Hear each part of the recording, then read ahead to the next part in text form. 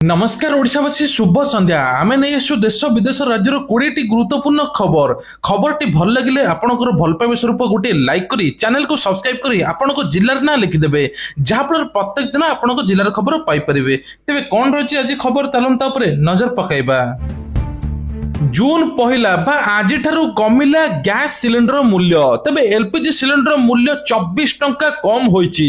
एही मूल्य ह्रास पई व्यवसायिक मन रे खुशी खबर होइता बेले घरे ग्राहक पई मध्य मूल्य अपरिवर्तित रही। ओडिशा रे विशेष कर भुवनेश्वर और अन्य सहर रे मध्य ग्राहक माने रिहातिर लाभ उठाई परिबे।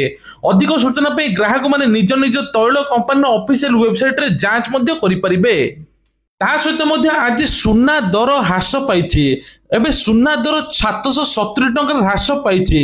तेबे भुवनेश्वर रे सुना दर अपरिवर्तित रही। आज 22 कैरेट सुना दर 10 ग्राम पिछा 89,200 टंका रही बेले 24 कैरेट सुना दर 97,310 टंका रही। ओमफेड दुग्ध चाषी बड़ खुशी खबर मुख्यमंत्री मोहन चरण माझी बड़ घोषणा करिसेंती। रविवार ठारू बा आज ठारू चाषी माने लिटर पिछा अधिक 3 टंका पाइबे। एमितिरे खाउटिंग वृद्धि हेबाकु थिबा 4 टंकार 2 टंका सरकार बहन करे बोली घोषणा करिसेंती। तबे बाकी थिबा 2 टंका खाउटी बहन करबाकू पड़िबो। मुख्यमंत्री घोषणा करिसेन जे पाखापाखि 2,50,000 दुग्ध चाषी एथिरे उपकृत हेबे। या छडा चाषी अकाल मृत्यु हेले 1 लाख टंकार जीवन बीमा मिलियो बोली एपटे मुख्यमंत्री कहिसेंती। ओडिशा रे प्रथम कोविड मृत्यु घरे रही चिकित्सित हेउथले। चलित वर्ष प्रथम कोविड मृत्यु आज होईची। तबे मृतक जणे 5 ରୁ 6 दिन पूर्व नमूना राजधानी घरोई हॉस्पिटल परीक्षा करथिले। से कोविड आक्रांत थिबा स्पष्ट होइतिला। सेबठारु घरे रही चिकित्सित हेउथिले। शनिवार दिन तांकर मृत्यु होइथिबा सूचना मध्ये मिलिछि। अपर पक्षरे स्वास्थ्य विभाग पक्षरु वर्तमान सुधा कोविड मृत्यु को नहीं कोनोसी स्पष्ट दिया जाय नै। विभागर जण वरिष्ठ अधिकारी कहिसेन जे किछि दिन पूर्व से कोरोना रे आक्रांत थिले आ घरे रही चिकित्सित मध्ये हेउथिले आ हठात शनिवार दिन तांकर मृत्यु होईची। तेणु आपण मानकु जदि थंडा जर काश थकापण लागुची तुरंत आपण माने परीक्षा कराई नियंतु। एबे टोटल देश रे 3,000 अधिक कोविड पार होई गलानी। तेणु आपण माने मध्ये सतर्क होई जांतु। गाँ गाँ रे बुलुची पुलिस पुलिस करूची चढ़ाऊ मालिकों को पचरा उतरा करी डॉक्यूमेंट मागिबा पई मध्ये कहूची। जो माने घरे भड़ा देउचंती एबे पुलिस घर मालिकों को सतर्क सूचना जणाइची। कारण गाँ रे बांग्लादेशी अनुप्रवेशकारी संदेह पुलिस रो चढ़ाऊ चलीची। 25 तारीख ठू एपर्यंत चढ़ाऊ चलीची। तबे कुआ जाउची सीमांत साहाबाजीपुर गाँ रे मध्ये बांग्लादेशी अनुप्रवेशकारी पसिथिबा अभियोग करछिन ग्रामवासी। एपटे सरकार कहिसेंती कोनोसी बांग्लादेशी ओडिसा रे रहिबे नाही। सिक्किम रे भयंकर भूस्खलन फसिचंती 1500 यात्री 8 जण निखोज। शनिवार दिन निरंतर वर्षा जोगु अनेक स्थान रे भूस्खलन होईची जहा फल रे अनेक गुरुत्वपूर्ण रास्ता बंद होईची। 1500 रु ऊर्ध्व यात्री फसिथिबा बेले 8 जण निखोज होईचंती। सबुठारु भयंकर दुर्घटना मंगन जिल्ला रे घटिची जेउठारे एक पर्यटक गाड़ी प्राय 1000 फुट गभीर खाई खसी जाइतिला जहा पर हाउस स्थित तीस्ता नदी रे मध्ये बुडी जाइतिला। एही दुर्घटना रे जण व्यक्तिଙ୍କର मृत्यु घटता बेले 2 जण गुरुतर होईचंती। गाड़ी रे मोट 11 जण मध्ये थिले। ओडिसा रो सुप्रतिम नायक एवं सौरज जेना नामक 2 जण उद्धार कराइछि। सेमाने गैंगटॉक रो एसएनएसटीएनपी हॉस्पिटल मध्ये एबे चिकित्सा हेउचंती।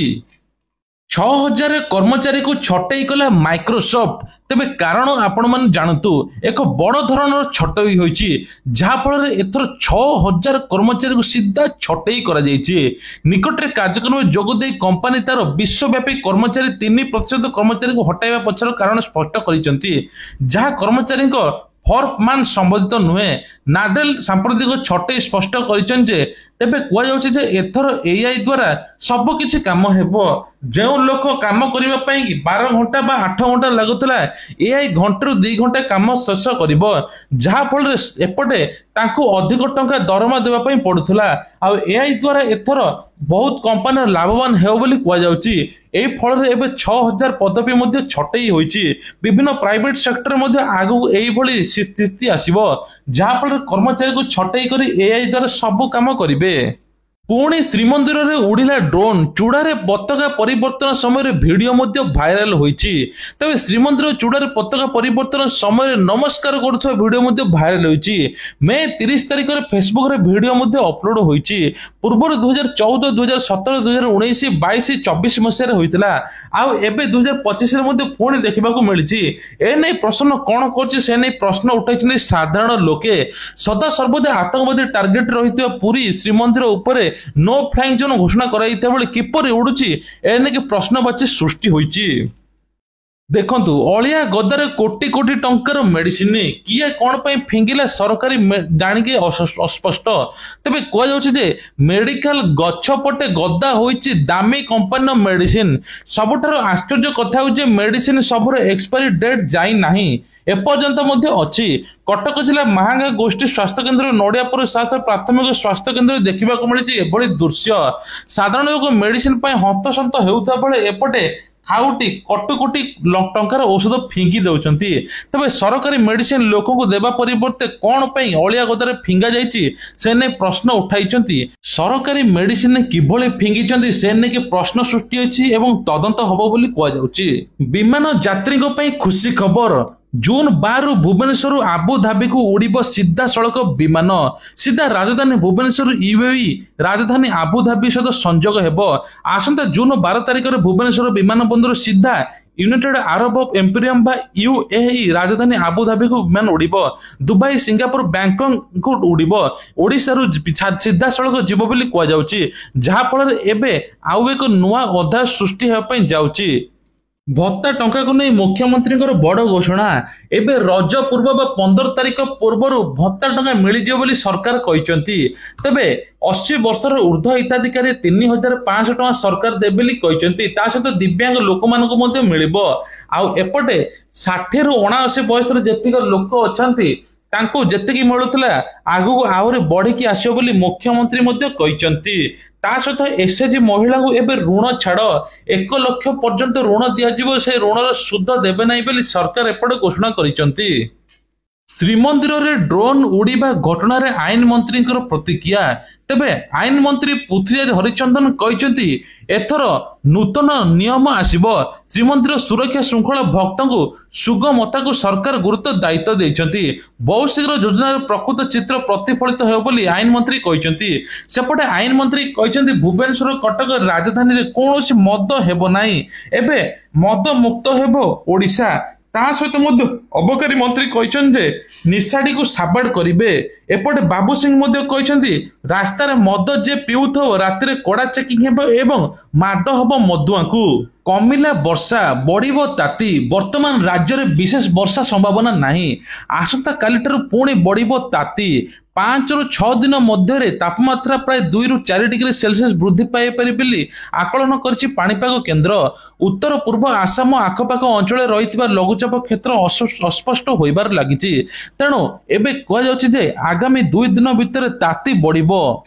आज युक्त 3 नाम लेखा आवेदन समय सीमा शेष हेबो। एबे सुधा रही सीट को कम आवेदन मिली।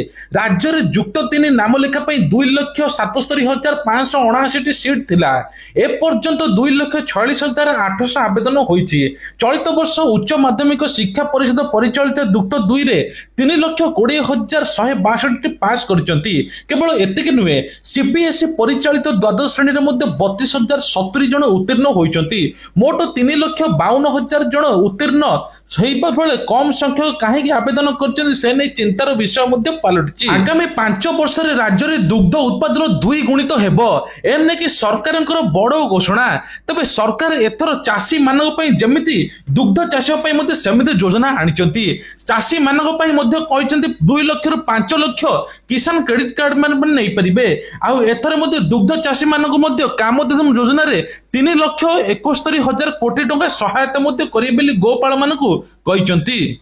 नुआ पद्धति रे वैज्ञानिक माने चाषी को साहाय्य करिबे।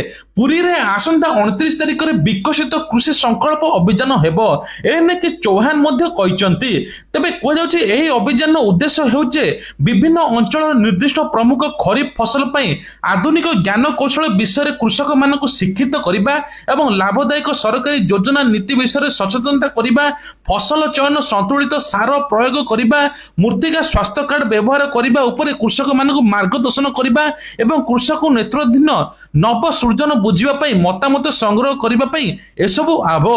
तबे कुआ जाउछि जून 12 तारिख रे 700 रु अधिक जिल्ला रे राज्य सरकार सहयोग रे देशव्यापी कृषक कृषि संकल्प अभियान आयोजन पंजाब वर्सेस मुंबई। तबे चमकाइला एआई रो भविष्यण मैच आज किए जितिबो। अहमदाबाद नरेंद्र मोदी स्टेडियम रे जून 1 2025 रे आईपीएल रे क्वालिफायर रे 2 मुंबई इंडियंस एवं पंजाब किंग्स मध्य रे हाई स्टेक मैच हेबो। तबे एई मैच रे विजेता दल जून 3 रे रॉयल चैलेंजर्स बेंगलुरु सहित फाइनल मुहामुही हेबे। एही मैच उभय दल प्रमुख पिच रिपोर्ट एवं एआई आधारित पूर्वानुमान आलोचना करा जाउछि। आपण माने कमेंट करी कहंतु आज केउ दल जितिबो। तबे ये थिला आजरो किछिटा गुरुत्वपूर्ण खबर। एई बेला खबर देखिया पई हेले हमर ए छोटिया चैनल टिको सब्सक्राइब करै पई भूलिबे नाही। जय जगन्नाथ।